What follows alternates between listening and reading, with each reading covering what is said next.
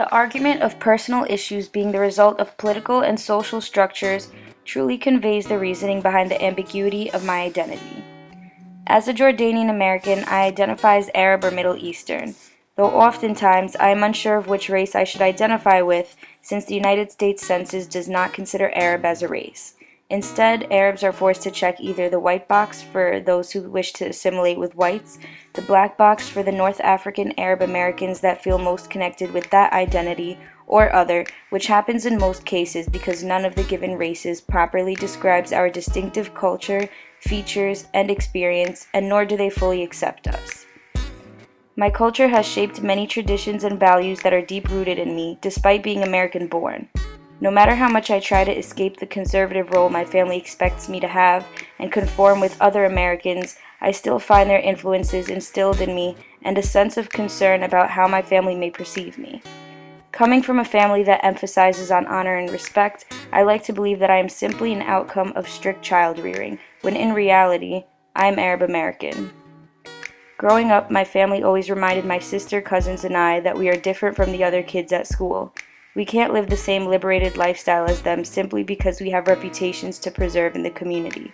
Reputations that will follow us forever. When the attack on the Twin Towers occurred on September 11, 2001, we then had to be aware of how all of society perceived us. I was only in second grade when that happened, but I was already affected by the hatred and tension it caused towards Arabs and Muslims. My family grew very paranoid and fearful and projected these feelings upon us, the second generation.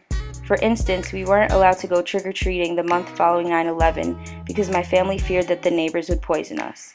We were even told to lie about our ethnicity if someone asked us where we were from, which was happening more frequently than usual, in order to avoid being labeled as a terrorist threat. During this time, my father was convicted of a murder he did not commit and was sentenced to prison for 25 years. Him and his entire family truly believed that racism played a huge factor since people were outraged at the tragic event. One might say this is just a case of pulling the race card, but who determines the emotional effects of social and political situations, the oppressed or outside forces looking in? Arabs have a unique culture, appearance, and most importantly, experience that seems to go unnoticed in this country due to our lack of representation. The problem is deeper than a checkbox on a piece of paper. It is the result of ignorance and poor categorization, and the fact that Arabs are of a small minority. However, the community is growing larger, and since many Arab citizens have been voicing their opinions about feeling marginalized due to the lack of representation and acknowledgement, the U.S. Census is providing an official race called MENA, Middle Eastern North African, in 2020.